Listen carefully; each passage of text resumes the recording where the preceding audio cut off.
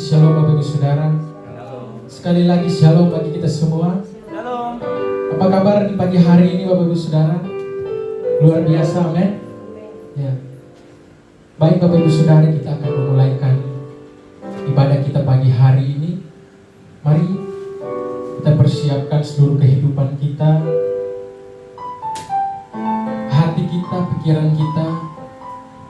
Kita mau bawa ke hadapan Tuhan, mempersembahkan seluruh kehidupan kita kepada Tuhan pagi hari ini. Dan biarlah Tuhan yang bertahta di atas setiap kehidupan kita, di atas setiap pujian dan penyembahan kita pagi hari ini, yang akan kita naikkan di hadapan Tuhan pagi hari ini. Bapa, kami bersyukur Engkau baik bagi kami. Engkau memelihara kehidupan kami. Sepanjang minggu berlalu, kami lewati dan kami lalui, dan kembali kami berkumpul di tempat ini, di rumah-Mu yang kudus, mempersembahkan seluruh kehidupan kami, mengagungkan dan meninggikan nama-Mu Tuhan. Terima kasih bagi segala pujian dan syukur dan hormat Tuhan.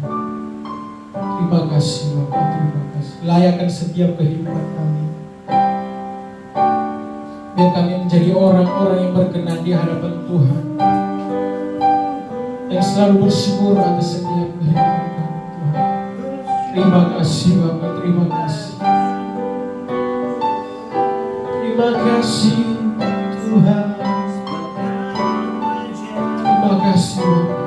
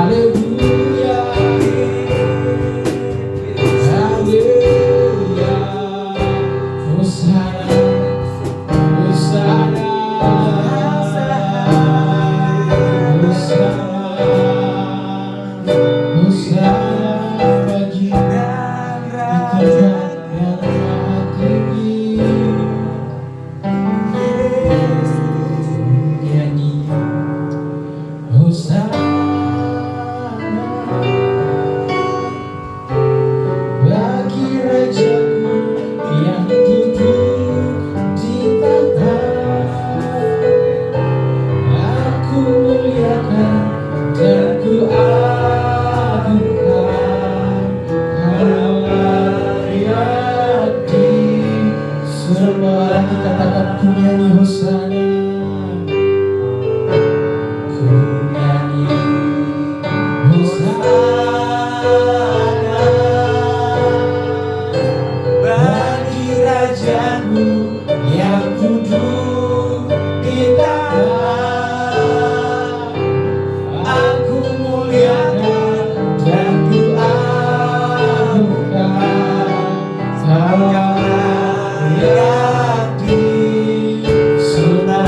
Nyanyi Hosana, nyanyi Hosana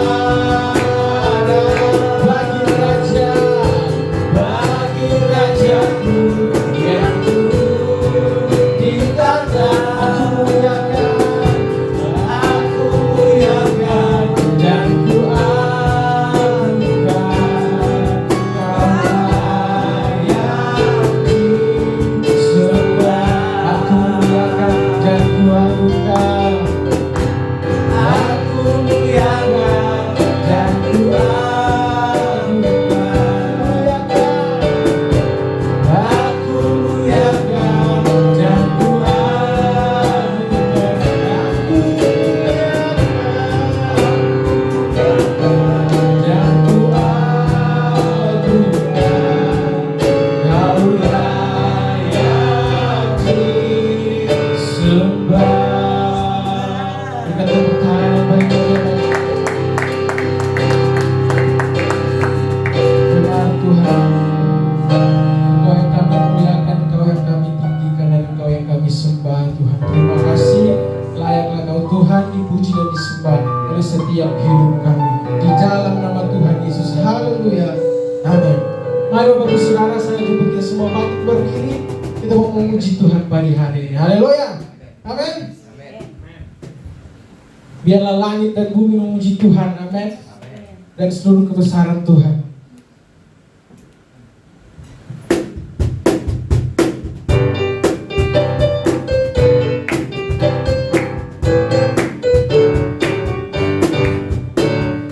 Langit dan bumi pujilah Tuhan, sebab ciptakan semuanya.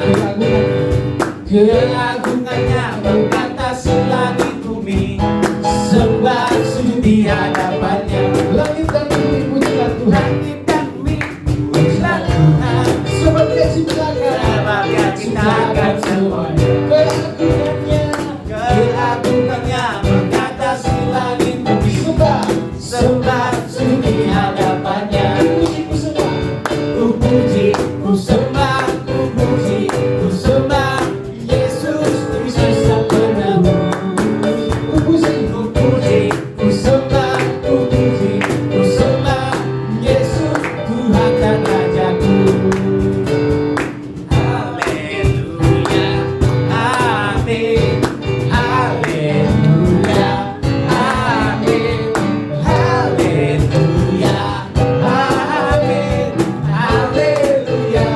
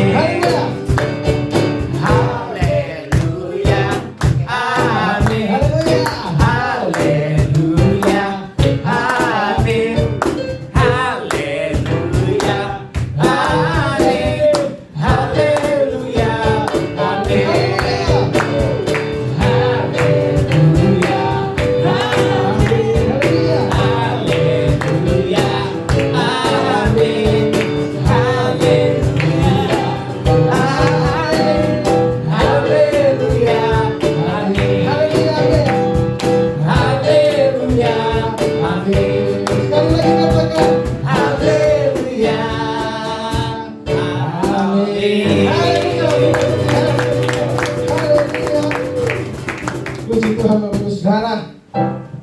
Masih mau memuji Tuhan, amin? Amin. Haleluya. Kita masuk gerbangnya dengan hati yang bersuara.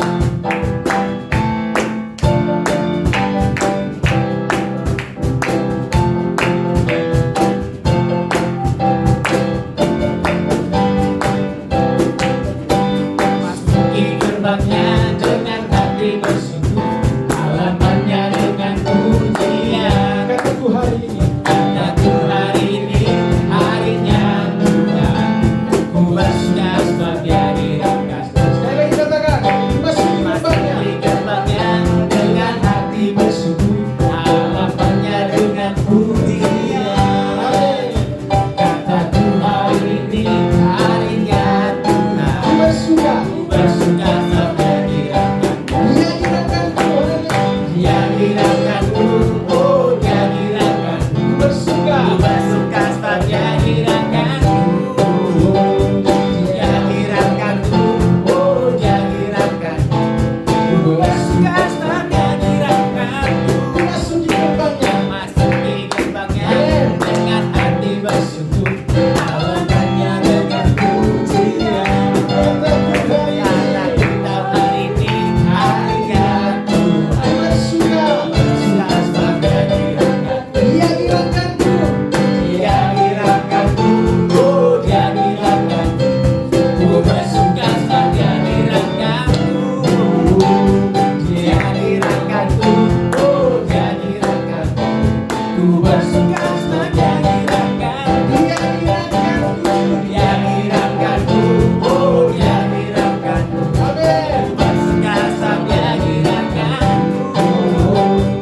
Dia dirangkanku, oh Dia dirangkanku.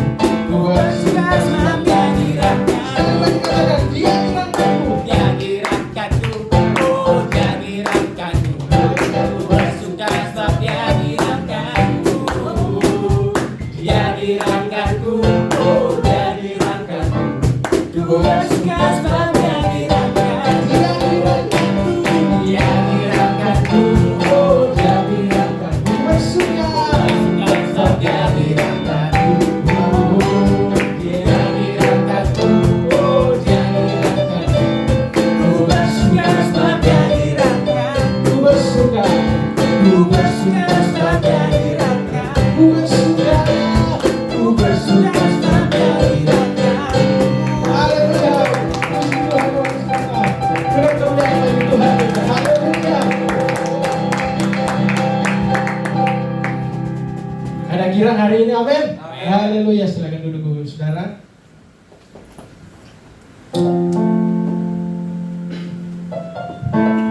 Terima kasih Tuhan.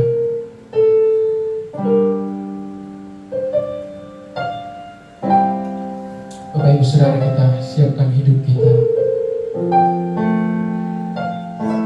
Siapkan seluruh kehidupan kita, hatimu. Biar hatimu pagi hari ini ditaburi oleh firman Tuhan. Dan biarlah firman Tuhan membentuk setiap hati kita. Dan biarlah firman itu menjadi rema dan menjadi kekuatan bagi kita. Untuk kita tetap terus kuat menghadapi kehidupan. Terima kasih Tuhan. Kami mengasihi Engkau Tuhan. Kami mau menyatakan dengan segenap hati kami. Kami mau menyatakan dengan segenap jiwa kami Tuhan. Dengan segenap kekuatan kami. Bahwa kami mengasihi Tuhan. Terima kasih Tuhan.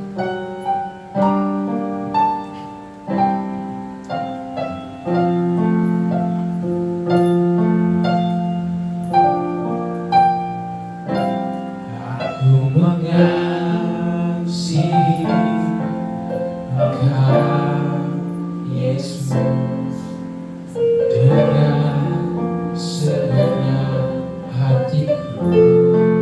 Aku mengasihi. Aku mengasihi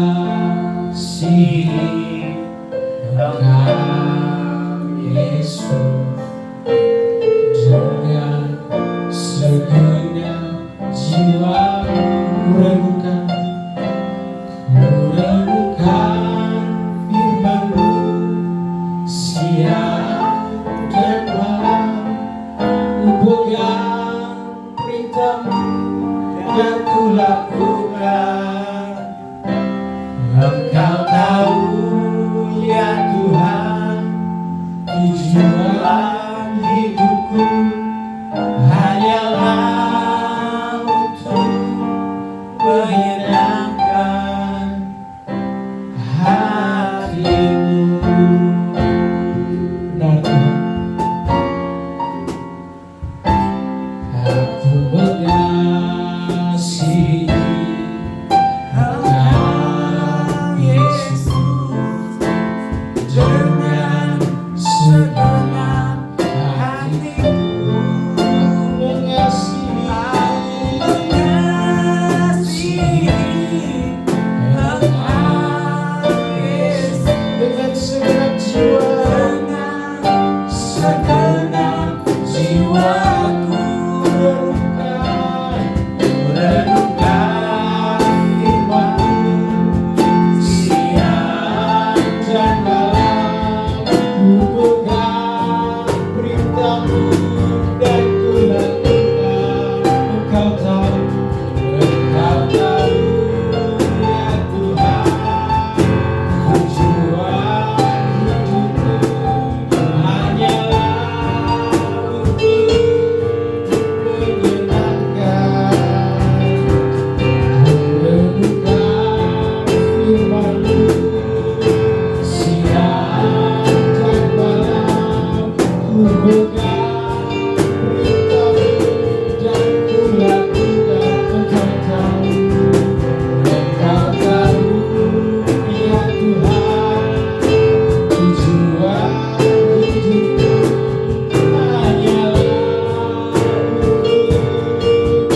lagi kita katakan, renungkan firman-Mu. Siang dan malam, ku pegang perintah-Mu dan ku lakukan. Engkau tahu, saya serahkan kepada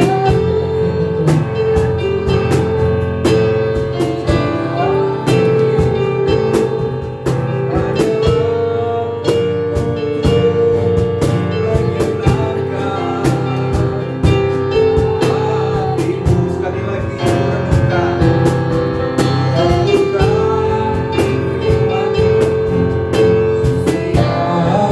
ku pegang perintah-Mu dan ku lakukan. Engkau tahu Tuhan, tahu ya Tuhan, tujuan hidupku hanyalah untuk menyenangkan. Sekali lagi katakan, ku renungkan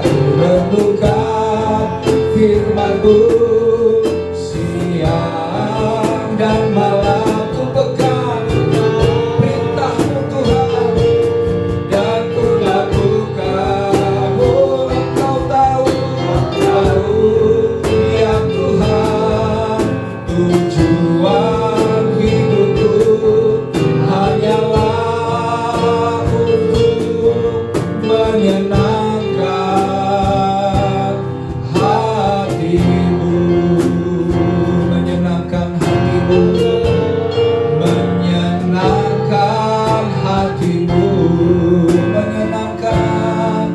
menyenangkan hati-Mu. Mari beri kemuliaan bagi Tuhan kita. Tuhan, inilah kerinduan hati kami Tuhan. Kami merindukan Engkau di sepanjang kehidupan kami. Kami mau terus belajar untuk membaca, bahkan merenungkan firman Tuhan. Dan bukan saja membaca dan merenungkannya, tapi Tuhan yang akan memberikan kekuatan kepada setiap kami untuk melakukan setiap perintah, firman, dan ketetapan-ketetapan-Mu Tuhan. Biarlah hidup kami boleh senantiasa menyenangkan hati Tuhan, karena kami boleh menjadi pelaku-pelaku daripada firman-Mu. Tuhan, jika sebentar kami akan membaca dan merenungkan firman-Mu, mari Roh Kudus urapi kami, memberikan kami hikmat, memberikan kami pengertian, pewahyuan. Tuhan yang mencerahkan hati kami, buka mata roh hati kami Tuhan, supaya kami mampu melihat kebenaran-kebenaran-Mu lebih dalam lagi Tuhan. Dan buat kami senantiasa menjadi hamba-hamba-Mu yang setia dan taat, karena kami mau menjadi pelaku-pelaku firman. Terima kasih Bapa, kami buka hati untuk kebenaran firman-Mu. Dalam nama Tuhan Yesus, kita yang siap mendengarkan firman bersama katakan amin. Puji Tuhan. Shalom. Puji Tuhan, hari ini kita bersyukur kita boleh menjalani hari-hari ini bersama dengan Tuhan, karena Tuhan senantiasa menyertai, Dia memimpin langkah-langkah kehidupan kita, dan bersama dengan Tuhan kita akan melakukan perkara-perkara yang besar. Amin. Oke, hari ini firman Tuhan saya memberi judul ya sesuai dengan yang ditetapkan melalui Gereja Betel Indonesia adalah diubah dalam hadiratnya. Diubah dalam hadiratnya. Mari kita akan membaca firman Tuhan secara berganti-gantian di dalam Lukas pasal yang ke-19. Lukas pasal yang ke-19 ayat yang pertama sampai dengan ayat yang ke-10. Ya. Saya akan baca ayat yang pertama, nanti Bapak Ibu Saudara baca ayat yang kedua sampai dengan ayat yang ke-10 bergantian. Oke, sudah dapat semua? Amin. Udah ya. Judul perikopnya adalah Zakheus. Yesus masuk ke kota Yeriko dan berjalan terus melintasi kota itu. Di situ ada seorang bernama Zakheus, kepala pemungut cukai, dan dia seorang yang kaya. Ia berusaha untuk melihat orang, apakah Yesus itu. Tetapi ia tidak berhasil karena orang banyak, sebab badannya pendek. Maka berlarilah ia mendahului orang banyak, lalu memanjat pohon ara untuk melihat Yesus yang akan lewat di situ. Ketika Yesus sampai ke tempat itu, ia melihat ke atas dan berkata, Zakheus, segeralah turun, sebab hari ini aku harus menumpang di rumahmu. Lalu Zakheus segera turun dan menerima Yesus dengan sukacita. Tetapi semua orang yang melihat hal itu bersungut-sungut. Katanya, ia menumpang di rumah orang berdosa. Tapi Zakheus berdiri dan berkata kepada Tuhan, Tuhan, setengah dari milikku akan kuberikan kepada orang miskin, dan sekiranya ada sesuatu yang kuperas dari seseorang, akan kukembalikan 4 kali lipat. Kata Yesus kepadanya, hari ini telah terjadi keselamatan kepada rumah ini, karena orang ini pun anak Abraham. Sebab anak manusia datang untuk mencari dan menyelamatkan yang hilang. Ada banyak orang Kristen yang sudah terima Yesus, sudah mengenal Yesus, bahkan sudah beribadah ke gereja bertahun-tahun, tetapi mereka tidak mengalami perubahan dalam hidupnya, perubahan dalam pikirannya, perubahan dalam hatinya dan karakternya. Nah, pertanyaannya, mengapa demikian? Ada banyak orang tingkat pertumbuhan dan perubahan hidupnya berbeda-beda. Apa alasan sehingga ada banyak orang Kristen yang tidak mengalami perubahan padahal mereka rajin ke gereja? Setiap minggu datang beribadah ke gereja. Sebenarnya ada banyak faktor penyebabnya yang menyebabkan mereka tidak mengalami perubahan baik dalam hidupnya, pikirannya, bahkan karakternya. Yaitu salah satunya misalnya ketika mereka beribadah, mereka melakukannya sebagai rutinitas karena mereka orang Kristen. Karena orang Kristen jadi harus beribadah pada hari Minggu ke gereja. Kemudian ada juga yang berpikir begini, yang penting datang ke gereja setiap minggu. Mau datang ke gereja tidak fokus dengar firman, gitu ya. Yang penting kita datang ke gereja, pasti otomatis firman Tuhan yang kita dengar mungkin hanya separuh, bahkan nggak separuh, 1/4, 3/4-nya tidur di gereja gitu ya. Itu bisa otomatis mengubah hidupnya. Terus ada juga yang berpikir bahwa firman Tuhan yang disampaikan itu bukan buat dirinya. Wah, ini firman cocok nih buat si A misalnya. Jadi tidak menganggap bahwa setiap kali ibadah ada sebuah firman yang Tuhan mau sampaikan kepada kita sebagai orang Kristen yang beribadah di gereja tersebut. Nah, yang lebih parah lagi adalah mereka yang ke gereja dan beribadah karena dipaksa atau terpaksa, gitu ya. Baik suruhan orang tua maupun orang lain yang memaksanya untuk beribadah di gereja. Nah, hal-hal ini adalah cara berpikir yang salah yang menyebabkan tidak terjadi perubahan dalam hidup mereka pada saat mereka beribadah, bahkan bertahun-tahun menjadi orang Kristen. Padahal Tuhan menginginkan setiap kita mengalami perubahan demi perubahan yang total dalam hidup kita, menjadi seperti yang Tuhan inginkan atau menjadi seperti Kristus. Nah, oleh sebab itu ada sebuah cara beribadah yang benar yang harus dialami atau dilakukan oleh setiap orang Kristen pada saat mereka beribadah, yaitu waktu kita datang beribadah, baik itu ke gereja, ke persekutuan, atau ibadah-ibadah lain, kita harus mengalami perjumpaan dengan Tuhan lewat hadirat. Ini sesuatu hal yang harus menjadi pengejaran setiap orang Kristen pada saat mereka beribadah. Mereka harus merindukan Tuhan. Mereka harus berjumpa lewat firman Tuhan yang disampaikan oleh hamba Tuhan. Bahkan kita juga bisa mengalami perjumpaan dengan Tuhan pada saat kita menaikkan pujian dan penyembahan kepada Tuhan. Dan lewat hadirat Tuhan, maka hidup kita akan diubahkan. Tapi kalau kita datang tidak dengan semangat, tidak dengan antusias waktu beribadah, kita menganggap ini semua hanyalah sebuah rutinitas karena kita adalah orang Kristen dan harus pergi ke gereja, maka kita tidak akan mengalami perubahan hidup. Bahkan kita tidak akan mengalami hadirat Tuhan.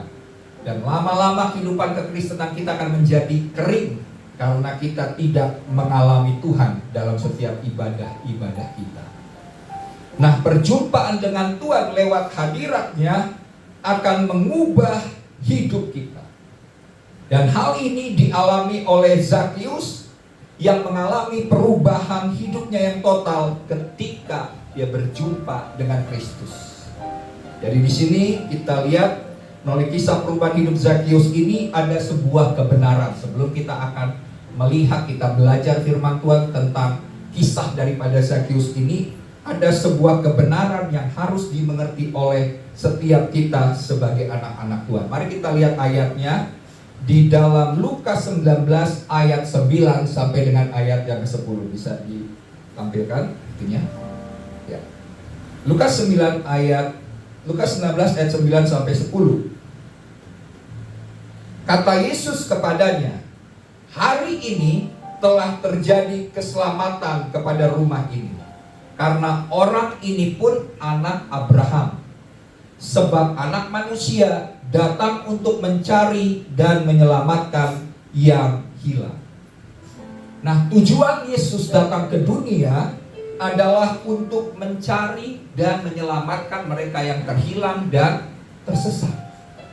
Jadi itulah yang Tuhan inginkan, supaya kita pada saat kita beribadah atau pada saat kita sedang mengalami masalah yang berat, atau mungkin kita melihat ada rekan-rekan kita yang sedang mengalami sebuah pergumulan dalam hidupnya dan dia belum mengenal Tuhan, maka sebenarnya Tuhan mau memulihkan kehidupan kita. Tuhan mau mengubah sesuatu yang buruk menjadi baik. Tuhan mau mengubah sesuatu yang merupakan masalah yang berat. Tuhan sudah memberikan jalan keluar atas setiap kita untuk hidup dalam kemenangan yang Tuhan sudah sediakan. Nah, kalau kita perhatikan dalam kehidupan Zakius tadi, dikatakan bahwa waktu Yesus sedang mau menuju ke Yerusalem, maka Yesus mampir di satu kota namanya kota Yeriko. Dan di situ Alkitab katakan di dalam ayat yang kedua ada seorang yang bernama siapa? Zakius. Ya, dia seorang kepala pemungut cukai dan ia seorang yang kaya. Pada masa itu, ya, atau pola pikir dari masyarakat Yahudi pada masa itu menganggap bahwa seorang pemungut cukai ini adalah seorang yang paling berdosa bagi Tuhan. Jadi kalau pekerjaannya adalah pemungut cukai, maka masyarakat Yahudi pada masa itu menganggap bahwa orang ini adalah orang yang paling berdosa.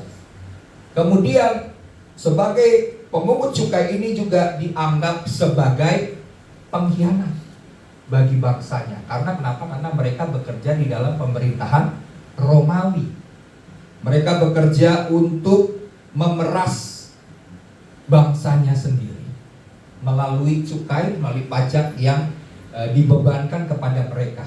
Jadi tugas daripada pemungut cukai ini mengumpulkan pajak-pajak dan diberikan kepada pemerintahan Romawi. Jadi dianggap orang yang bekerja sebagai pemungut cukai ini adalah orang yang bekerja dengan bangsa penjajah pada masa itu. Dan yang kedua, bahwa mereka bukan saja memeras, tapi juga mereka memperkaya akan pemerintahan atau penjajah, yaitu bangsa Romawi pada waktu itu, dan juga memperkaya dirinya sendiri. Jadi pekerjaan sebagai pemungut cukai ini dianggap sebagai orang yang dibenci. Ya, sebuah orang yang dianggap pengkhianat, berdosa, suka memeras dan sebagainya. Ya, dan sedangkan kita lihat Zakheus ini adalah kepala pemungut cukai. Jadi dia ini adalah pemimpin dari pemungut-pemungut cukai yang ada di wilayah pemerintahan Romawi. Tentunya dia adalah seorang yang kaya. Dan selain kaya, tentunya dia sangat dibenci oleh rakyatnya sendiri, bangsanya sendiri. Dan tentunya hidupnya tidak mengalami penerimaan dari bangsanya atau mengalami penolakan dari bangsanya sendiri. Jadi kita lihat di sini kehidupan daripada Zakheus, walaupun dia bergelimpang dengan harta yang banyak, tapi hidupnya gelisah. Hidupnya penuh dengan intimidasi. Hidupnya penuh dengan penolakan. Hidupnya penuh dengan kebencian dari bangsanya sendiri. Kalaupun ada teman yang coba mendekati dia, tentunya dia berpikir, wah teman ini jangan-jangan punya maksud, ya kan? Minimal pajaknya dikurangi gitu ya. Jadi dia tidak pernah mengalami sebuah persahabatan dengan teman yang sejati. Karena pada ujungnya tentunya orang-orang mengharapkan supaya bisa dikurangi pajaknya karena sebagai teman. Nah, jadi di sini kehidupan Zakheus penuh dengan penolakan dan kebencian. Tetapi penerimaan Yesus terhadap Zakheus membuat perubahan sikap hati yang total terjadi atas diri Zakheus. Inilah yang mungkin diharapkan oleh Zakheus sepanjang kehidupannya, sekalipun dia menyadari bahwa dirinya adalah pemungut cukai. Pemungut cukai ini orangnya pasti minder. Kalau beribadah di sinagog, ya, mereka ini biasanya akan duduk di tempat paling belakang. Karena kenapa? Mereka tidak merasa layak untuk beribadah. Bahkan sebenarnya secara tidak langsung, secara tidak lisan, orang-orang Farisi atau rakyat masyarakat Yahudi sebenarnya menolak untuk mereka datang ke sinagog untuk beribadah. Jadi secara rohani mereka ditolak karena kehidupan mereka yang dianggap memeras rakyatnya sendiri. Tetapi firman Tuhan, mari kita lihat di dalam Yohanes 3 ayat 17. Yesus mau mengajarkan kepada setiap kita melalui firman yang kita baca ini. Di dalam Yohanes 3 ayat 17, firman Tuhan berkata, sebab Allah mengutus anaknya ke dalam dunia bukan untuk menghakimi dunia, melainkan untuk menyelamatkannya oleh dia atau oleh Yesus. Jadi tujuan Yesus datang ke dunia adalah bukan untuk menghakimi, tapi untuk menyelamatkan orang yang terhilang dan yang tersesat. Itu kebenarannya. Itu prinsip yang harus kita mengerti sebagai orang Kristen. Kemudian ayat selanjutnya dalam Lukas pasal yang kelima, Lukas pasal yang kelima ayat 31 sampai 32. Lukas 5 ayat 31 sampai dengan 32. Firman Tuhan berkata begini. Lalu jawab Yesus kepada mereka, katanya, bukan orang sehat yang memerlukan tabib, tetapi orang sakit. Aku datang bukan untuk memanggil orang benar, tetapi orang berdosa, supaya mereka bertobat. Nah, inilah yang tidak dimengerti oleh orang banyak pada saat Yesus berjalan bersama dengan orang berdosa. Bahkan Yesus dikatakan sering bergaul dengan pemungut cukai. Karena mereka tidak mengerti bahwa anak manusia atau Yesus datang ke dunia ini untuk mencari dan menyelamatkan yang tersesat dan terhilang. Dan Alkitab katakan bahwa bukan orang sehat yang memerlukan tabib, tapi orang sakit. Terus dikatakan, Yesus katakan bahwa aku datang bukan untuk memanggil orang benar, tetapi orang berdosa, supaya apa? Mereka bertobat. Coba kita bandingkan, ada sebuah cerita di dalam Alkitab tentang seorang Farisi, kemudian seorang pemungut cukai. Waktu orang Farisi ini berdoa, dia berdoa, Tuhan, aku tidak seperti orang berdosa. Aku tidak berzina, aku tidak mencuri, aku memberikan persembahan, aku memberikan perpuluhan. Segala sesuatu yang Tuhan perintahkan untuk aku kerjakan, aku lakukan. Tidak seperti orang berdosa di sebelah saya, pemungut cukai. Tetapi si pemungut cukai ini, untuk menatap mukanya ke atas saja dia nggak berani. Dia begitu malu. Karena kenapa? Dia rasa dirinya tidak layak. Dan dia berkata, Tuhan, aku ini orang berdosa. Dan akhirnya Yesus katakan, kedua orang ini akan pulang ke rumah. Dan waktu pulang, Yesus berkata, siapakah yang pulang ke rumahnya ini dengan diberkati oleh Tuhan? Yesus bertanya, dan murid-muridnya berkata, siapa? Pemungut cukai, orang berdosa ini. Jadi sebenarnya kalau kita mengerti kebenaran ini, prinsip firman Tuhan ini, maka siapapun kita, mungkin yang sedang menyaksikan secara online, mungkin hidupmu penuh dengan dosa, mungkin engkau menganggap bahwa hidupmu sudah tidak ada harapan lagi, atau mungkin engkau berkata bahwa perbuatan dosa yang saya lakukan begitu banyak dan sudah tidak mungkin lagi untuk saya diampuni, karena sudah banyak perbuatan-perbuatan yang menyakiti hati Tuhan, bahkan menyakiti keluarga, menyakiti saudara-saudara. Saya sepertinya sudah tidak layak untuk diselamatkan oleh Tuhan. Tapi prinsip ini yang Yesus sedang ajarkan melalui peristiwa perubahan hidup yang dialami oleh Zakeus akan membuat kita memiliki pola pikir yang berbeda. Bahwa sebenarnya semakin kita jatuh di dalam dosa, semakin kita menganggap diri kita sudah jauh dari hadirat Tuhan, ini waktunya bagi setiap kita untuk datang menghadap Tuhan.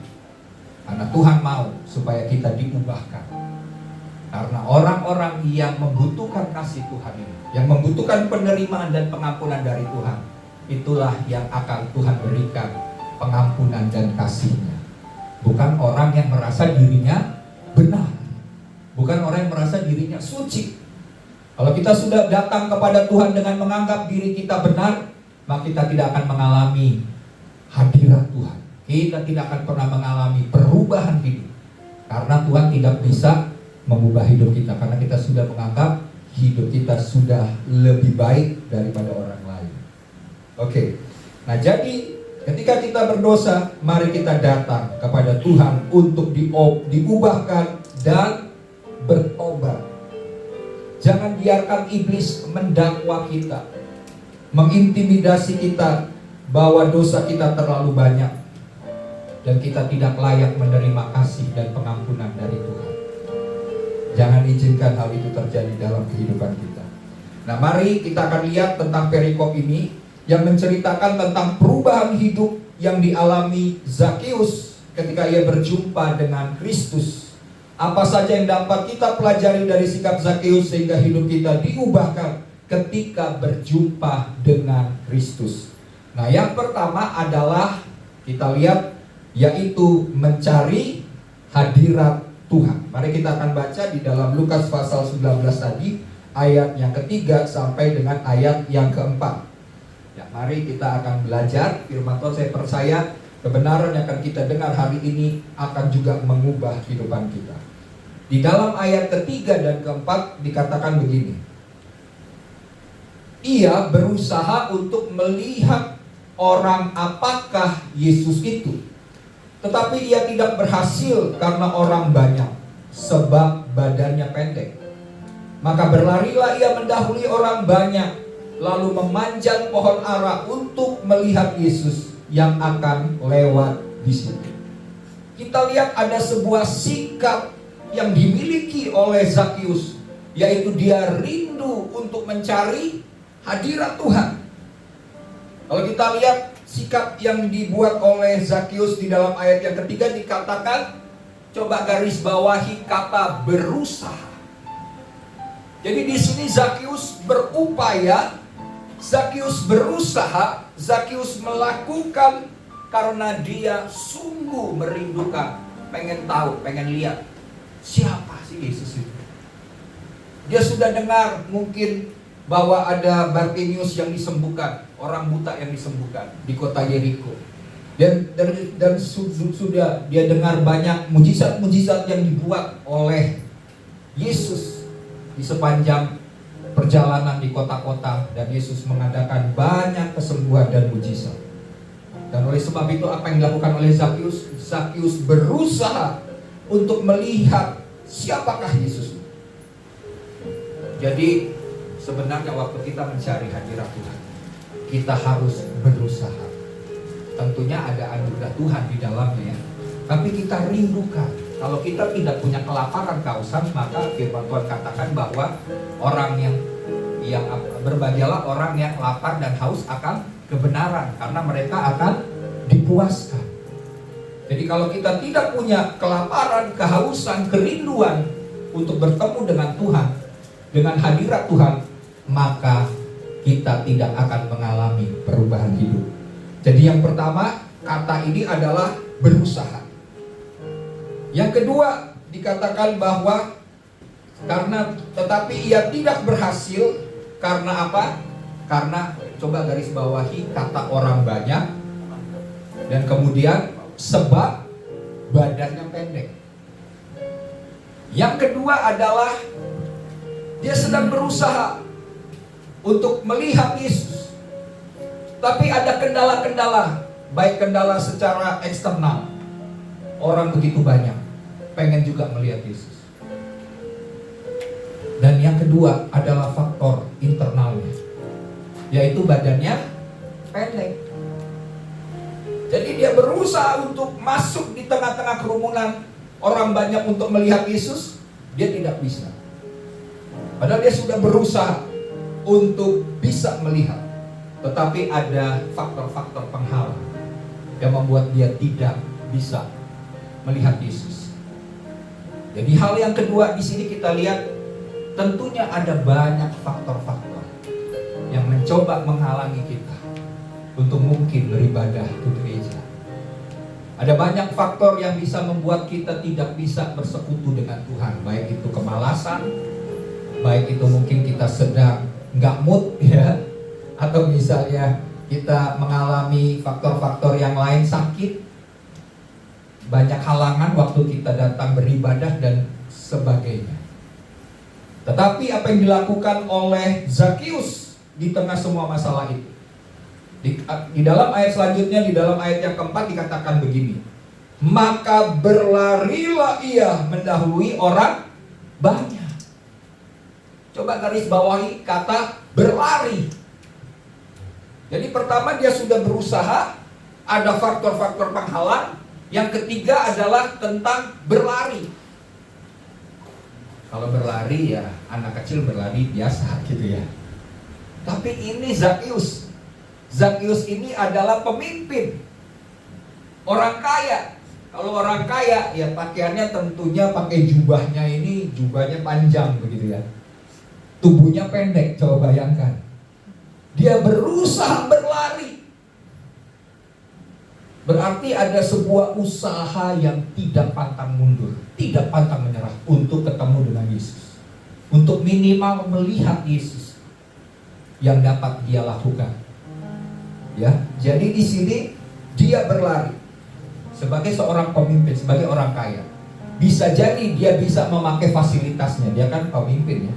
Pemangku cukai, kepala pemangku cukai, bisa aja dia suruh anak buahnya, bodyguardnya, tolong minta buka jalan. Saya pengen ketemu Yesus, supaya orang banyak ini menyingkir. Mau mereka marah, mau mereka protes, biarin. Saya pengen ketemu Yesus. Tapi dia tidak melakukan hal yang seperti itu. Dari dalam hatinya sendiri, dia mau bertemu dengan Tuhan. Dia nggak memakai kekuatan kuasa yang dia miliki. Dia sungguh-sungguh tulus mencari Tuhan. Ya.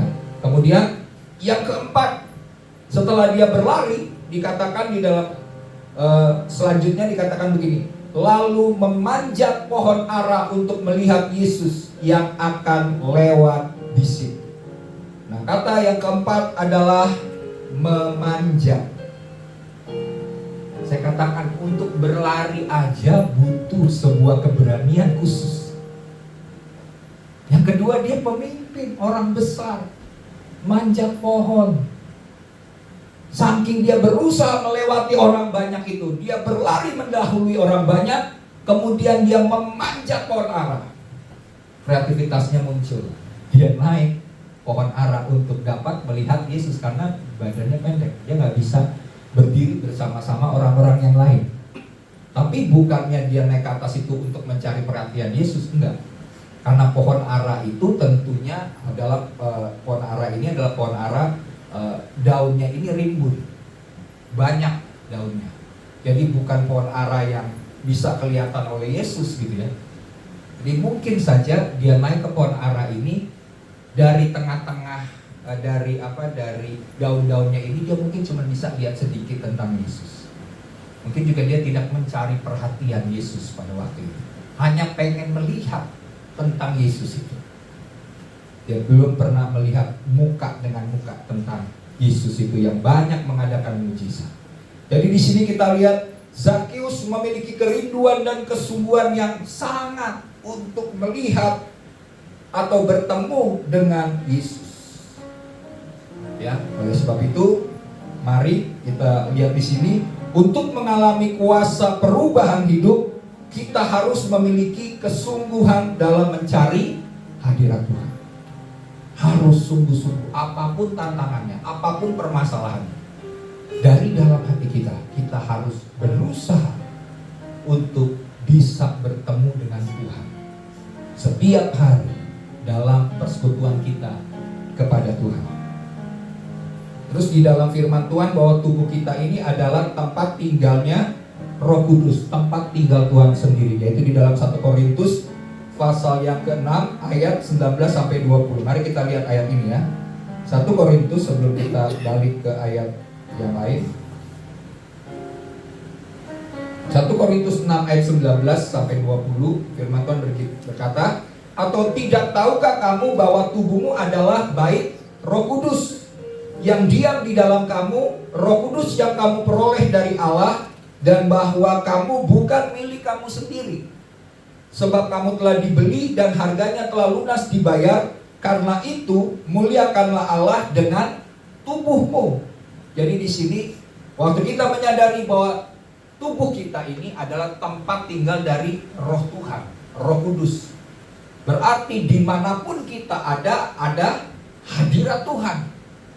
Karena Roh Tuhan tinggal di dalam kita.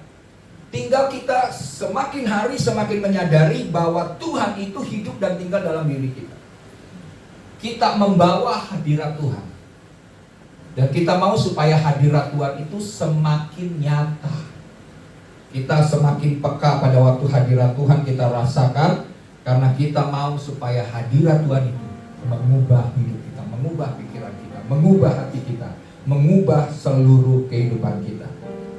Ya, jadi kita bisa menjumpai hadiratnya kapan saja kita mau. Amin.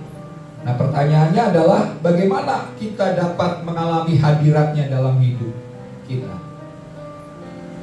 Ya, berarti kalau kita tahu bahwa Tuhan ada dalam diri kita, mulailah dengan memuji dan menyembah Tuhan. Amin. Waktu kita menyembah Tuhan, kita harus cloping dulu nih antara kata-kata yang kita ucapkan melalui pikiran kita, melalui mulut kita, sampai ada roh ya yang mengambil alih, roh yang menguasai. Karena kadang-kadang kita mungkin tidak bisa langsung secara roh bersekutu dengan Tuhan. Karena waktu kita bersekutu ini roh dengan roh, roh kita dengan roh Tuhan, baru kita akan mengalami hadirat Tuhan. Tapi kalau baru sampai di kata-kata yang kita ucapkan, baru sampai dalam pujian, ya baru sampai dengan kata-kata biasa, maka belum sampai kepada roh, maka kita tidak akan mengalami hadirat Tuhan. Jadi harus sampai, ya kalau memang punya karunia bahasa roh, itu mungkin lebih mudah ya, mulai dengan bahasa roh. Tapi bagi kita yang mungkin belum, maka mulailah dengan menyembah Tuhan, sampai kita fokus, sampai roh kita ini ketemu dengan channelnya Tuhan. Barulah di situ kita akan merasakan hadirat Tuhan. Tapi kalau kita cuma memuji, menyembah, terus mikirin banyak masalah, banyak hal, intimidasi, dakwaan, maka kita tidak akan ketemu dengan hadirat Tuhan yang mengubahkan hidup kita. Amin. Oke, itu hal yang pertama. Nah, hal yang kedua adalah mengalami sukacita. Mari kita lihat ayatnya lagi di dalam Lukas 19 ayat yang ke-5. Ayat yang ke-5 sampai dengan ayat yang ke-6. Ketika Yesus sampai ke tempat itu, ia melihat ke atas dan berkata, "Zakeus, segeralah turun, sebab hari ini aku harus menumpang di rumahmu." Lalu Zakeus segera turun dan menerima Yesus dengan sukacita. Nah, orang yang mengalami perjumpaan dengan Tuhan tentunya akan mengalami sukacita. Amin. Tidak mungkin orang yang tidak ketemu dengan Tuhan tidak mengalami sukacita, damai sejahtera, dan merasakan kasih Tuhan. Oleh sebab itu, salah satunya sikap kita waktu kita mau hidup kita diubahkan melalui hadirat Tuhan, kita harus mengalami sesuatu sampai kita merasakan sukacita dalam roh kita, dalam hati kita. Karena firman Tuhan berkata, bersukacitalah senantiasa dan tetaplah berdoa. Sebab itulah yang dikehendaki oleh Tuhan Yesus. Jadi hidupmu semestinya harus penuh dengan sukacita. Karena kenapa? Hadirat Tuhan itu ada dalam hidup kita. Maka apapun tantangan kita, ya, hadirat Tuhan yang termanifestasi dalam kehidupan kita memampukan untuk hidup bersukacita sekalipun situasi dan kondisi kita tidak mendukung. Ini jangan biarkan masalah, jangan biarkan pergumulan, jangan biarkan hal-hal yang menyakitkan hati kita membuat kita tidak memiliki sukacita. Tapi biarlah kita senantiasa bersukacita, sebab sukacita dari Tuhan itu adalah kekuatan kita. Ya, jangan biarkan iblis mematah semangat kita sehingga kita tidak bisa bersukacita. Karena kan seringkali ya, waktu kita lagi sukacita, iblis dengan berbagai macam cara pakai orang atau siapapun untuk membuat sukacita kita tidak berlimpah. Tapi hari ini mari terus alami sukacita, karena itu bagian yang Tuhan sediakan waktu hadirat Tuhan turun atas kehidupan kita. Nah, sukacita yang dialami Zakeus ini bukan sukacita biasa, tapi sukacita yang dari Tuhan. Karena kan ada orang mencari damai di diskotik misalnya gitu ya, mencari sukacita di tempat-tempat hiburan misalnya yang bisa menghibur hatinya. Nah, ini adalah damai dan sukacita yang diberikan oleh dunia. Tapi damai sejahtera, sukacita yang dari Tuhan ini berbeda. Nah, kita lihat ya, sukacita yang dialami Zakeus ini yang pertama dikatakan begini, bahwa Tuhan Yesus memanggil namanya. Waktu Yesus melihat ke atas, di atas pohon ara ini Yesus berkata, Zakeus, bukan Lazarus. Ada yang cerita katakan, Lazarus, cepat menumpang di rumahmu. Terus akhirnya si ini nggak turun-turun. Karena kenapa? Saya bukan Lazarus, saya adalah Zakius, gitu ya. Tapi Yesus berkata, Zakius. Wah, waktu Yesus berkata Zakius, Zakius kaget luar biasa. Karena kenapa? Kok Yesus tahu namanya? Siapa yang kasih tahu dia bahwa saya ini ada di pohon ara dan saya ini namanya Zakius? Ada sesuatu hal yang spesial waktu Yesus berkata Zakius. Dengan hikmat, marifat yang Tuhan miliki, Tuhan tahu bahwa sebenarnya Zakius berpikir begini, kok dia tahu saya ada di sini? Mungkin Tuhan sudah melihat kerinduan hati daripada Zakius. Dari sekian orang banyak yang datang waktu Yesus lewat di kota itu, tapi Yesus melihat ada sebuah signal positif yang dimiliki oleh Zakius. Mungkin signalnya itu kok berasal dari atas pohon ara ya, gitu ya. Mungkin Yesus berpikir, kok signal positifnya ada di atas pohon? Siapa ini? Yesus coba deketin. Oh, ternyata ada Zakius yang sedang ada di atas pohon ara. Yang ajaibnya begini, Zakius itu, arti nama Zakius adalah murni, saleh, ya, tulus. Tapi yang kontradiksi adalah dia ini pemungut cukai. Jadi namanya ini mungkin keberatan nama. Orang tuanya memberikan nama yang lebih berat daripada kehidupannya. Ya, dia namanya Zakius tapi dia menjadi pemungut cukai. Tapi saya percaya perkataan Yesus itu kan pastinya penuh kuasa. Amin. Jadi waktu Yesus bilang Zakius, Zakius kaget. Selain dia kagetnya, kok Tuhan tahu nama saya?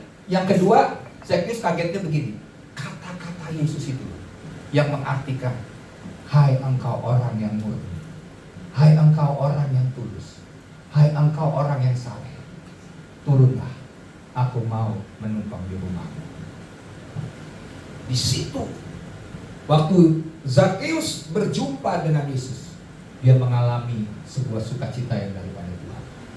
Dia merasa ada penerimaan dari Tuhan, ada kasih, ada pengampunan Tuhan waktu Yesus memanggil namanya secara khusus.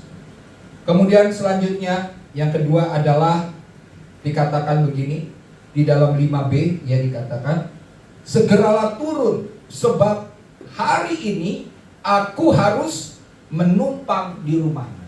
Coba garis bawahi kata harus. Harus ini berarti kamu gak boleh pilih. Saya mau menumpang di rumahmu. Harus. Kamu gak bisa bilang enggak, jangan, gak boleh. Tapi Yesus katakan aku harus menumpang di rumahmu.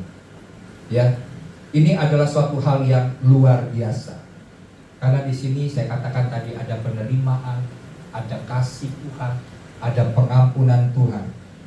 Mungkin Zakius berkata dalam hatinya, apakah Yesus tidak kenal dirinya sebagai kepala pemungut cukai? Saya ini orang berdosa. Tapi kenapa Yesus mau datang dan tinggal di rumahnya, menumpang di rumahnya? Bagi dia ini adalah sesuatu hal yang spesial. Karena dirinya adalah orang berdosa yang dibenci dan ditolak, tetapi Yesus malah mau menumpang di rumah. Pertanyaan yang kedua, bagaimana agar sukacita kita tetap menjadi bagian di dalam kehidupan kita? Bagaimana kita menjaga sukacita kita? Maka kita harus tetap bersekutu dan mencari hadirat Tuhan. Karena waktu kita berjumpa dengan hadirat Tuhan, maka kita akan mengalami sukacita yang dari Tuhan. Nah, yang ketiga, yang terakhir. Yang ketiga ditulis adalah menjadi manusia baru. Mari kita lihat di dalam Lukas 19 ayat yang ke-8 sampai dengan ayat yang ke-8 ya. Tetapi Zakius berdiri dan berkata kepada Tuhan, Tuhan, setengah dari milikku akan kuberikan kepada orang miskin. Dan sekiranya ada sesuatu yang kuperas dari seseorang, akan kukembalikan 4 kali lipat. Jadi di sini melalui perjumpaan dengan Yesus, maka hadirat Tuhan mengubah hidup daripada Zakius menjadi manusia yang baru. Coba bayangkan, Zakius ini mengalami pertobatan yang sejati. Karena dia ini pemungut cukai. Pemungut cukai ini kalau dia peras seseorang, pastinya perasnya ini nggak main-main. Betul nggak? Dia akan buat supaya orang itu bayar pajak. Kalau nggak bayar, sikapnya akan apa? Akan berubah menjadi orang yang garang. Terus selain dia seorang yang garang juga, dia juga akan menjadi orang yang curang. Dia akan bersikap curang. Dan tentunya sebagai pemungut cukai, karena ada kesempatan. Kan dosa itu kan hati-hati, karena seringkali kita tidak mau melakukannya. Tapi karena ada kesempatan. Kesempatannya ini pemungut cukai, dia bisa memperkaya dirinya. Maka tentunya dia adalah seorang yang rakus, seorang yang serakah. Dia nggak peduli, kalau perlu orang menderita dia nggak peduli. Karena tuntutan dari pemerintah Romawi diberikan suatu jumlah tertentu untuk pajak itu harus diberikan kepada pemerintah, sisanya dia akan terima. Seberapa dia terima ini tergantung dari Zakius, mengambil berapa banyak dari orang-orang yang diperasnya. Jadi dia tentunya seorang yang kaya raya. Ya, tetapi waktu Yesus berbuat baik dalam kehidupannya, waktu Yesus berkata bahwa aku harus menumpang di rumahmu, terjadi perubahan. Dan waktu itu Zakius berkata, Tuhan, setengah dari milikku akan kuberikan kepada orang miskin. Dan bukan cuma itu, dan sekiranya ada sesuatu yang kuperas dari seseorang, akan kukembalikan 4 kali lipat.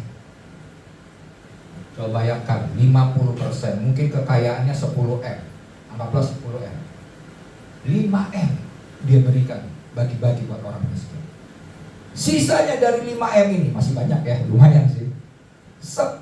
Kalau ada orang yang diperas, dia akan mengembalikannya 4 kali lipat. Atau kira-kira berapa persen?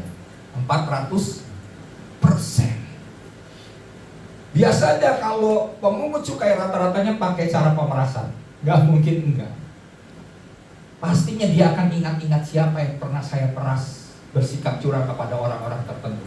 Karena dia sudah bertobat, dia mengalami pertobatan sejati, dia gak pikirin lagi.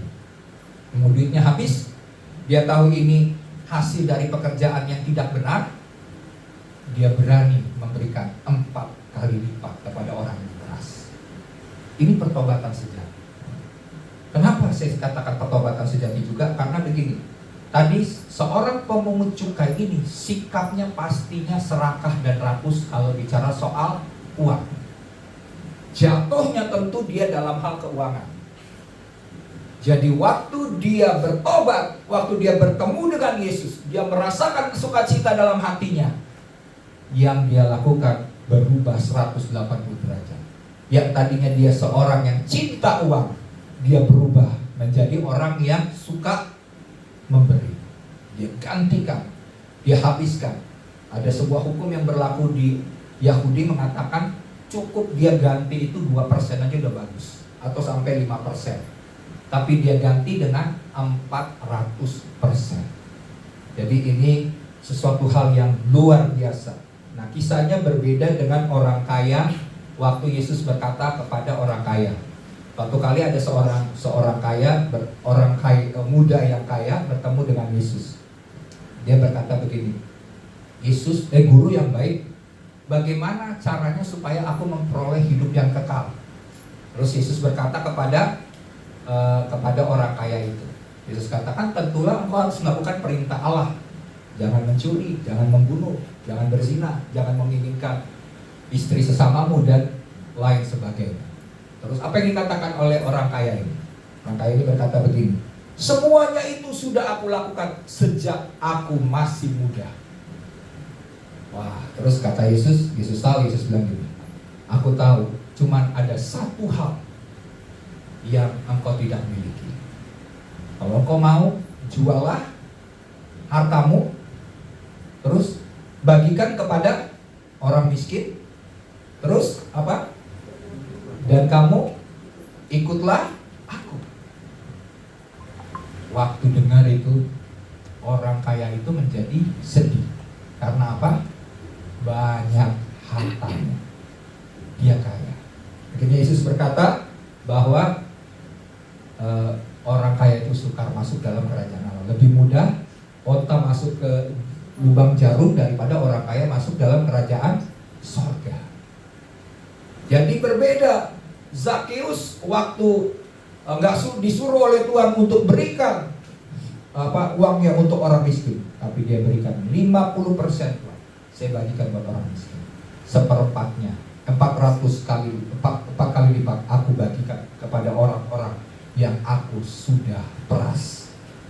Ya, jadi di sini kita lihat ada sebuah perbedaan, dan kita lihat bahwa Zakheus betul-betul telah berubah menjadi manusia baru karena perjumpaan dengan Tuhan Yesus lewat hadirat Tuhan. Pertanyaan yang terakhir, apakah yang jadi hambatan bagi orang Kristen untuk berubah ke arah yang lebih baik? Biar ini juga jadi perenungan setiap kita. Kalau ada hambatan-hambatan dalam kehidupan kita yang membuat kita berubah, tidak bisa mengalami perubahan hidup, mungkin kita masih menyimpan akan dosa orang lain. Kita mungkin masih bersikap terhadap orang lain, kita kecewa, kita marah. Itulah yang bisa menjadi hambatan-hambatan kita untuk berubah menjadi yang lebih baik. Tapi biarlah mulai hari ini, sebagaimana Zakheus mengalami perubahan total yang luar biasa dalam hidupnya, demikian juga kita sebagai orang Kristen, kita sebagai orang percaya akan mengalami perubahan demi perubahan waktu hadirat Tuhan melawat setiap kita. Mari kita bangkit berdiri. Kita akan berdoa untuk firman Tuhan. Musik bisa mengiringi, silakan. Haleluya. Terima kasih Bapa yang baik. Engkau Tuhan yang setia. Engkau Tuhan yang baik. Engkau Tuhan yang menyertai di sepanjang kehidupan kami. Hari ini kami sudah belajar Tuhan akan sebuah kebenaran, supaya kami betul-betul memiliki kerinduan akan Tuhan. Kami sungguh-sungguh mencari akan wajah-Mu Tuhan, mencari akan hadirat Tuhan. Kami tidak mau kehidupan kami mengalami sesuatu hal yang biasa-biasa Tuhan. Kami tidak mau hubungan kami dengan Tuhan adalah hubungan yang dangkal Tuhan. Kami tahu ini adalah akhir daripada akhir zaman. Engkau berkata bahwa pelita kami harus terus menyala. Dan Engkau berkata bahwa kami harus kembali memiliki kasih yang mula-mula dalam kehidupan kami. Kami harus menjalani hidup dari pertobatan kepada pertobatan, sehingga hidup kami akan diubahkan Tuhan menjadi lebih baik dari hari ke hari, dari waktu ke waktu. Sehingga pada waktu Tuhan datang, kami siap menyambut Tuhan di awan-awan pada saat terjadi pengangkatan Tuhan. Mari Tuhan kami berdoa bagi setiap gereja-Mu, khususnya jemaat-Mu GBI Alpha Omega Tuhan. Buat kami mulai hari ini mengalami sebuah perubahan hidup kami, karena kami sungguh-sungguh merindukan Tuhan. Kami sungguh-sungguh mencari Tuhan. Kami sungguh-sungguh ingin berjumpa dengan wajah-Mu di sepanjang kehidupan kami. Sebab kami tahu ada kebahagiaan yang melebihi apapun, yang tidak dapat dibayarkan oleh apapun, bahkan harta kekayaan dunia tidak dapat membayar akan keindahan hidup kami bersama dengan Tuhan. Oleh sebab itu Bapa, kami berdoa, Engkau yang akan terus mengubah kehidupan kami jemaat-Mu Tuhan, supaya pikiran kami, hati kami semakin selaras dengan firman Tuhan, semakin selaras dengan kehendak Tuhan, sehingga hidup kami dari waktu ke waktu boleh mengerjakan bagian yang Tuhan tentukan untuk kami kerjakan sampai ke garis finish. Terima kasih Bapa, Engkau yang akan terus berbicara kepada setiap kami dan buat kami terus mengalami perubahan demi perubahan karena hadirat Tuhan yang ada bersama-sama dengan kami. Terima kasih Bapa, meteraikan firman-Mu. Terjadilah kehendak-Mu atas kehidupan kami, sama seperti yang Tuhan rancangkan di sorga. Dalam nama Tuhan Yesus kita diberkati, bersama-sama katakan amin.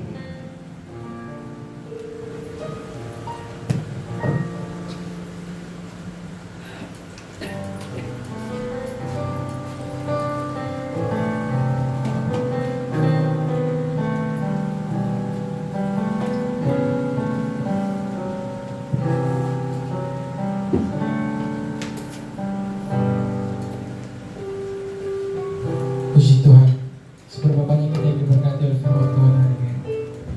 Bisa lambaikan tangan. Baik Bapak Ibu Saudara, kita telah mendengarkan firman Tuhan. Saatnya kita akan memberikan persembahan. Mari kita persiapkan korban persembahan kita. Kita mau berdoa. Bapa yang baik, kami bersyukur kami telah mendengarkan firman-Mu Tuhan. Dan biarlah firman menjadi kekuatan yang baru, menjadi rima yang baru bagi kami Tuhan. Dan biar Engkau Tuhan mengubahkan setiap kehidupan kami. Terima kasih Bapa. Kami akan memberikan persembahan. Berkati persembahan ini Tuhan. Di dalam nama Tuhan Yesus. Amin.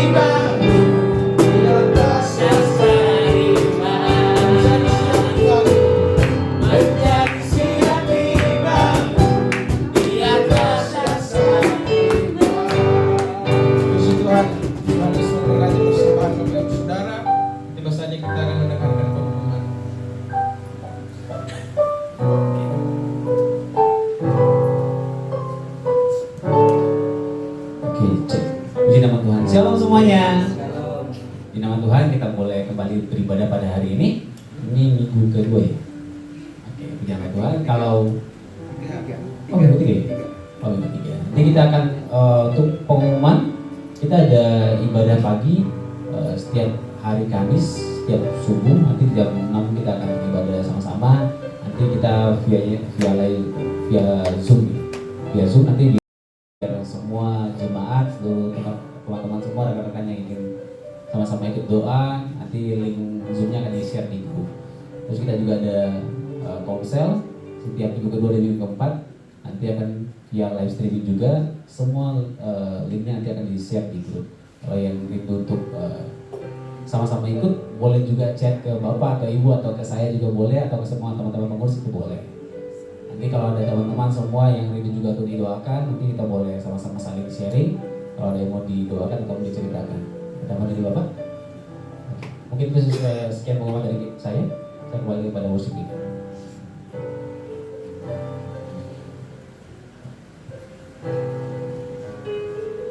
Puji Tuhan, kita akan mengakhiri ibadah kita. Mari kita semua bangkit berdiri.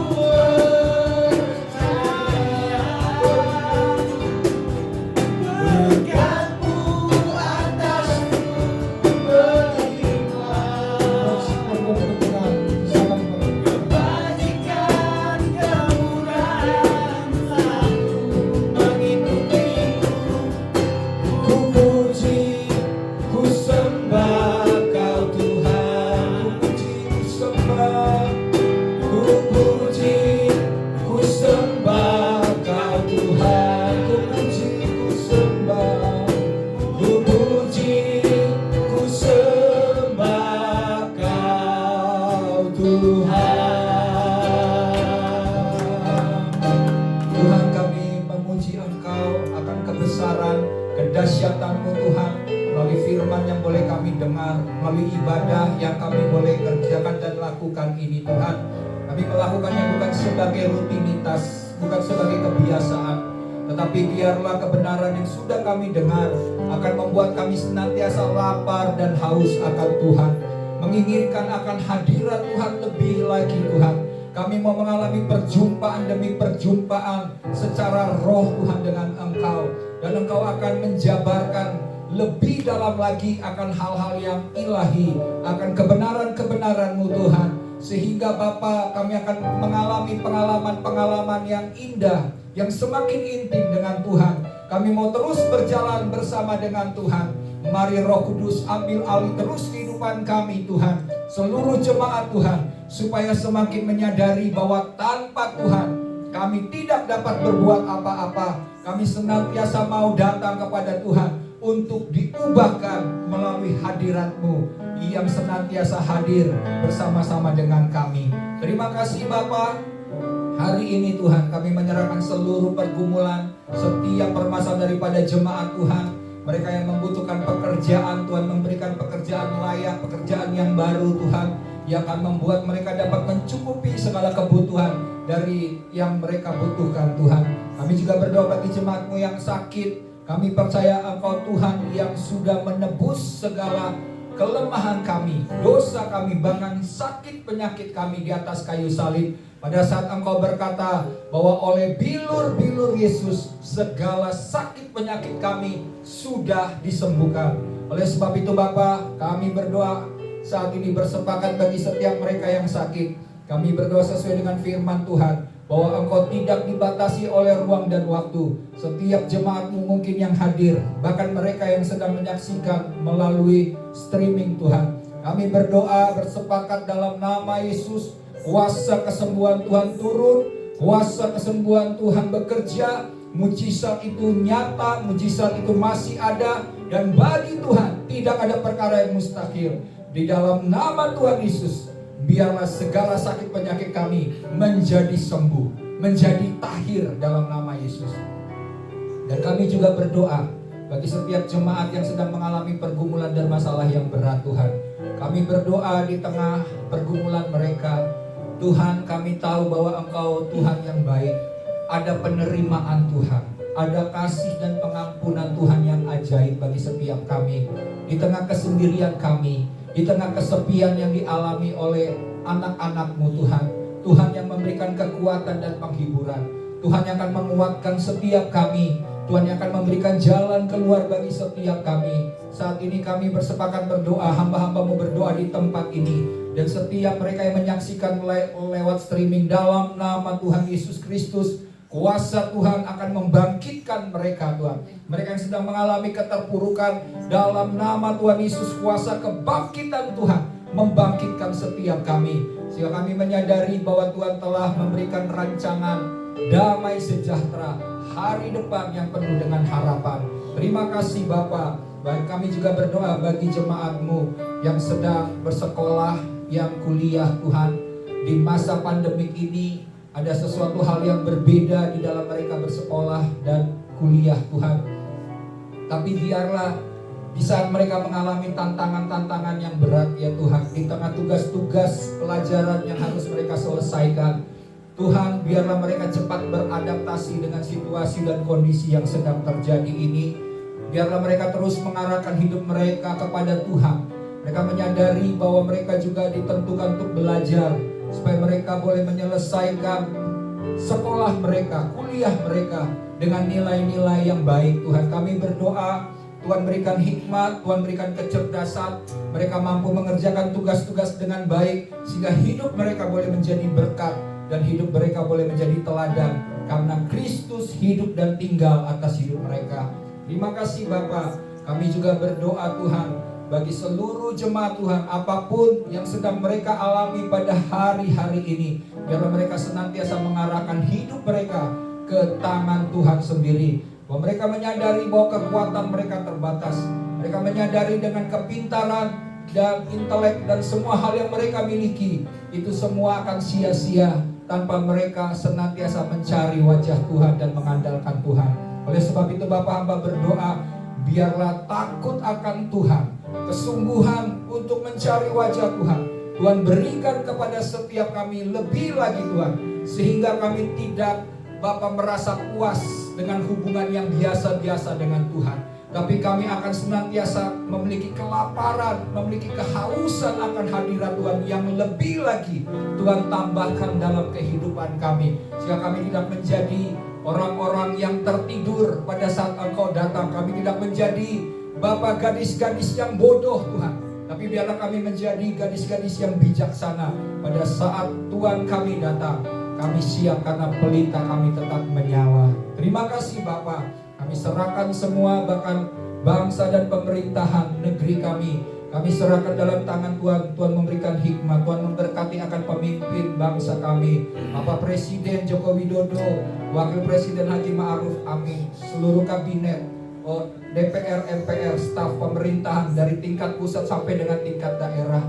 Tuhan memberkati setiap pemimpin-pemimpin bangsa kami, berikan mereka hikmat, berikan mereka takut akan Tuhan, sehingga mereka mengerjakan tugas mereka dengan sungguh-sungguh, bukan dengan terpaksa. Mereka bukan mencari keuntungan mereka sendiri, tapi biarlah mereka mengerjakannya di dalam takut akan Tuhan. Kami percaya setiap pemimpin-pemimpin bangsa akan membawa kesejahteraan bagi rakyat dengan segala keputusan, dengan segala kebijakan-kebijakan yang mereka ambil untuk membuat Indonesia menjadi semakin kuat, menjadi semakin maju Tuhan. Dan Indonesia dapat menjadi negara yang berkembang Tuhan. Di tengah masa-masa yang sukar dan masa-masa yang sulit, Tuhan mampu meluputkan bangsa ini dari semua hal yang terjadi di sekitar kami Tuhan. Kami berdoa Tuhan, jika kami mendengar Tuhan akan banyak bencana alam terjadi di masa-masa ini, Tuhan yang akan meluputkan Tuhan bangsa ini dari bencana-bencana alam yang dapat merenggut jiwa-jiwa. Kami rindukan Tuhan supaya bangsa ini boleh menggenapi rencana Tuhan, sehingga bangsa ini boleh diselamatkan Tuhan. Kami rindukan sesuai dengan janji Tuhan pada saat Engkau datang. Kami rindukan setiap lutut bertelut, setiap lidah mengaku bahwa Yesus Kristus adalah Tuhan, dan itu terjadi atas bangsa ini. Kami rindukan pertobatan jiwa besar-besaran terjadi, tuaian besar-besaran terjadi Tuhan, kebangkitan rohani terjadi. Tuhan yang memakai generasi muda untuk kegerakan di akhir zaman ini, buat mereka tidak hanya memikirkan perkara-perkara sehari-hari dan keduniawian Tuhan, tetapi biarlah juga mereka mencari hal-hal yang rohani Tuhan, yang akan membuat mereka menggenapi seluruh kehendak Tuhan pada masa ini, pada zaman ini, pada generasi ini Tuhan. Kami tahu kedatangan Tuhan yang sudah sangat dekat dan singkat.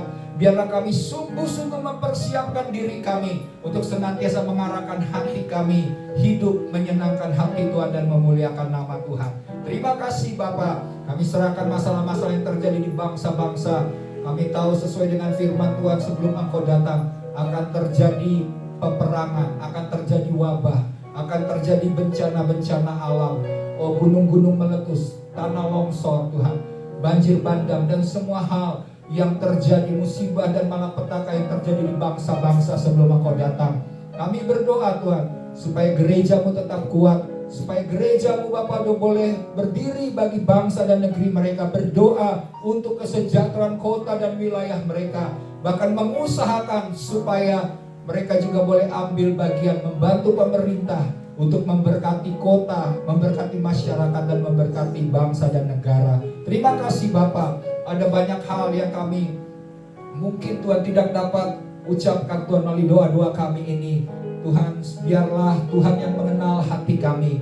Kami rindukan Bapa, supaya kami sebagai gereja Tuhan boleh turut ambil bagian di dalam pekerjaan Tuhan yang besar di hari-hari terakhir ini. Terima kasih Bapa. Inilah doa kami yang kami alaskan hanya di dalam satu nama yang berkuasa bagi bangsa kami, bagi gereja Tuhan, bagi tubuh Kristus. Biarlah gereja Tuhan dapat bersatu dan terus mengerjakan bagiannya, sehingga Allah maut tidak dapat menguasai kami. Kami memiliki kerajaan yang tidak tergoncangkan di tengah masalah-masalah yang sedang terjadi di bangsa-bangsa. Terima kasih Bapa. Dan sebentar juga kami akan mengakhiri ibadah kami.